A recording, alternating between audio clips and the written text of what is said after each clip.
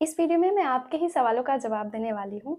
बहुत सारे बच्चों ने मुझे बी.फ़ार्म, एम.फ़ार्म और पीएचडी से रिलेटेड क्वेश्चंस किए हैं और बार-बार वही क्वेश्चन आ रहे हैं, जैसे कि अगर आप बी.फ़ार्म के लास्ट ईयर में हैं या फिर आपका बी.फ़ार्म का डिग्री मिलने वाला है, बी.फ़ार्म कंप्लीट होने वाला है, फिर आगे एम.फ़ार्म को लेके, पीएचडी को लेके क्या प्लानिंग्स होनी चाहिए?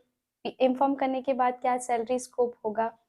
ये सारे सवाल दिमाग में आते हैं और ऑब्वियस है मेरे दिमाग में कभी आया था, मुझे गाइडेंस नहीं मिला जिसकी वजह से बहुत सारी प्रॉब्लम झेलनी पड़ी। आपके साथ ऐसा ना हो इसलिए मैं इस वीडियो में आपके सवालों का जवाब देने वाली हूँ। जैसे अभी रिसेंट में एक बच्चे ने पूछा है कि अगर मैं बी.फ़ार्म गवर्नमेंट कॉलेज से कर रहा हूँ और बी.फ़ार्म कंप्लीट करने के बाद एम.फ़ार्म या पीएचडी करना चाहता हूँ, तो आगे क्या मुझे करना चाहिए? तो बी.फ़ार्म आप गवर्नमेंट कॉलेज से करें, प्राइवेट कॉलेज से करें, डिग्री तो वही मिलनी है।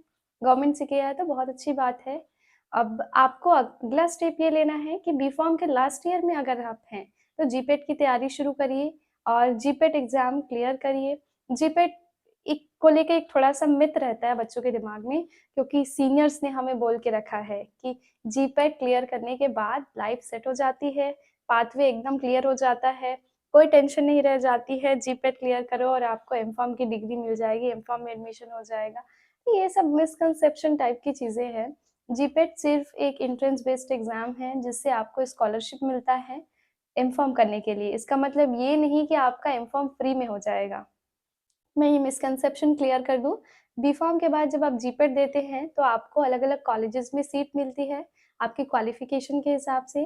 साथ ही एक फ़ायदा ये होता है कि इसमें आपको स्कॉलरशिप मिलती है ₹12,400 पर महीना, जब तक आपका एम.फ़ार्म कोर्स चल रहा है, यानी कि 2 साल तक। लेकिन ये आपको तब मिलता है जब आप एम.फ़ार्म के लिए जॉइन कर लेते हैं किसी कॉलेज में। तो आपको क्या चाहिए कि जब आप एडमिशन लेना चाहते हैं, बी.फ़ार्म के बाद एम.फ़ार्म करना चाहते हैं, आपने जीपेट क्वालीफाई कर लिया है। जीपेट क्वालीफाई करना कोई बहुत बड़ी बात नहीं है, जो लोग कहते हैं कि जीपेट बहुत टफ है, उनको मैं बता दूँ कि मैंने खुद 3-4 बार जीपेट क्लियर कर लिया और इसके लिए कोई बहुत लंबी प्रिपरेशन नहीं लगती है। अगर आपने बी.फ़ार्म अच्छे से पढ़ा है, तो आपका जीपेट आसानी से क्लियर हो जाएगा। तो आपको करना क्या है कि बी.फ़ार्म के बाद आपने जीपेट दिया, जीपेट आपका क्वालीफाई हुआ और उसके बाद क्वालीफाई हुआ, नहीं हुआ, उससे उतना फ़र्क नहीं पड़ता। एक्चुअली में ये सिर्फ़ स्कॉलरशिप के लिए है, तो अगर आपने नहीं भी क्वालीफाई किया है, तो भी ऐसा नहीं है कि आप एम.फ़ार्म नहीं कर सकते, आप एम.फ़ार्म कर सकते हैं।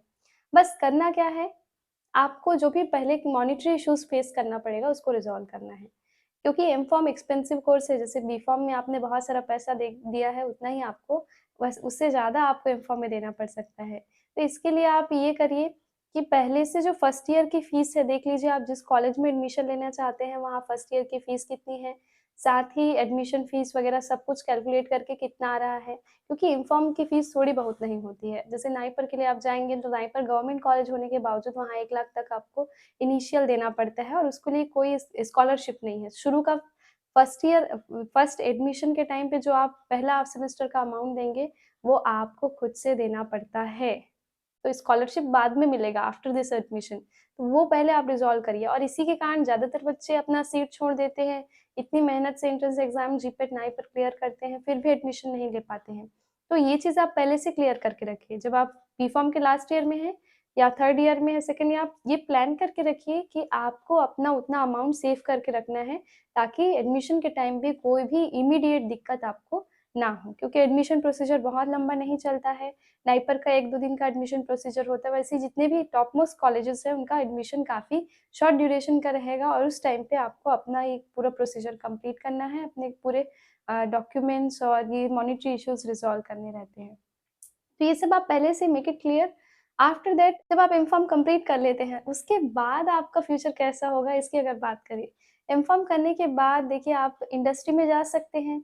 अगर आपने ये टारगेट किया है जैसे ड्रग इंस्पेक्टर का आपको एग्ज़ाम देना है, तो आप चले जाइए 2 साल इंडस्ट्री में काम कर लीजिए, 2 साल 3 साल तक का इंडस्ट्री में काम कर लीजिए।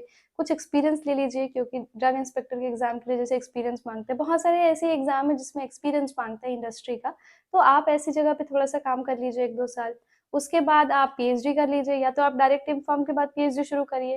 पीएचडी करने के लिए 2 तरीके हो सकते हैं, एक आप स्कॉलरशिप बेस पे जाएँ, यानी कि सीएसआईआर नेट का एग्ज़ाम दें, उससे आपको स्कॉलरशिप मिलेगी, उस पे फिर आप पीएचडी करें। दूसरा कि आप बिना अगर नेट के एग्ज़ाम को क्वालीफाई करना चाहते हैं, तो आपको पीएचडी का अमाउंट पूरा भरना पड़ता है। तो पहले वाले में भी करना पड़ता है, लेकिन सीएसआईआर नेट में सफिशिएंट स्कॉलरशिप मिलता है, तो वो एडजस्ट हो जाता है। तो ये पीएचडी करने के बाद आप इंडस्ट्री में जा सकते हैं, ये भी है। और जिनका एकेडमिक में जाने का है, वो तो सीधा बिना किसी ब्रेक के बी.फ़ार्म, एम.फ़ार्म उसके बाद पीएचडी पे जाइए। तो ये सीधा-सा है। एक्चुअल में बीच-बीच में कुछ ऐसी चीज़ें हैं जिसको ज़्यादातर लोग नेग्लेक्ट कर देते हैं, और वो ऐसे इश्यूज़ हैं जो असल में आपको प्रॉब्लम कॉज़ करेंगे। उसमें सबसे पहला मॉनेटरी इश्यू आता है, क्योंकि जो फार्मेसी का फ़ील्ड है बहुत एक्सपेंसिव है। जैसी इसमें सैलरी मिलती है वैसे ही आपको एक्सपेंड भी करना पड़ता है। तो उस चीज़ को आप एडजस्ट करके रखिए। डॉक्यूमेंट इश्यूज़ की वजह से बहुत सारे एडमिशन्स रुक जाते हैं, उन चीज़ों को देखिए। और पीएचडी के बाद के स्कोप की बात करें तो आपको जैसे आप ये आपको गवर्नमेंट के बेसिस पे अगर मिल जाता है असिस्टेंट प्रोफ़ेसर का, काफ़ी अच्छी सैलरी आपकी रहेगी। प्राइवेट में करते हैं तो भी आपको सफिशिएंट सैलरी मिल जाएगी।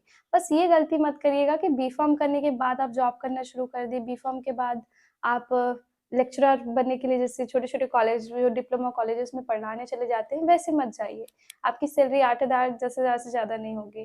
तो इन सब चीज़ों को अवॉइड करने के लिए आप जीपेट ज़रूर दें, और चाहे आप फार्मा फील्ड में जाना चाहते हो, चाहे नॉन फार्मा फील्ड में जाना चाहते हो, जीपेट का एग्ज़ाम एक बार ज़रूर दे दें। उसके बाद फिर आप जीपेट और नाइपर भी कोई बहुत बड़ी चीज़ नहीं है। इसको आप नीट, जेईई जैसे एग्ज़ाम के साथ कंपेयर करने की तो गलती मत करिएगा। बहुत सिंपल सा इसमें कट ऑफ भी ज़्यादा नहीं जाता है, तो ये बहुत अच्छा आपके पास तरीका हो सकता है किसी अच्छे कॉलेज में जाने का। अगर बीएचयू जैसा कॉलेज मिल जाए तो और बढ़िया बात है। ऐसे कॉलेजेस में फ़ीस भी बहुत मिनिमल सी होती है, तो आप इन चीज़ों को मिस ना करें। नाइपर में जाने का बेनिफिट ये रहता है कि आपको कोई ना कोई अच्छी इंडस्ट्री में जॉब मिल जाएगा। बस हाँ, नाइपर थोड़ा एक्सपेंसिव है तो उसके हिसाब से आपको एडजस्टमेंट करने पड़ेंगे। बाकी अगर आप ये सोचते हैं कि बी.फ़ार्म के बाद जॉब नहीं मिलती है, बी.फ़ार्म के बाद आगे फ्यूचर नहीं होता, तो ये बात उतनी सही नहीं है। एक्चुअल में सही डायरेक्शन मिले तो इस फ़ील्ड में इंसान चाहे तो एक बहुत अच्छी हाइट तक जा सकता है। ये इकोनॉमी का एक बहुत बड़ा हिस्सा ड्रग्स, मेडिसिन्स की वजह से चल रहा है, और वो सारी ड्रग्स, मेडिसिन फार्मा कंपनीज़ में बनती है, तो फार्मा कंपनीज़ में काम करने के लिए लोग चाहिए, तो उस हिसाब से जॉब्स हैं। बट वही है कि कुछ बड़ा पाने के लिए आपको कुछ बड़ा एक्सपेंड करना पड़ता है। तो उन सब चीज़ों के लिए रेडी रहना पड़ेगा, ताकि आपका फ्यूचर बहुत अच्छा होगा। आप बस मेहनत करते रहिए, stay healthy, stay safe, have a good day.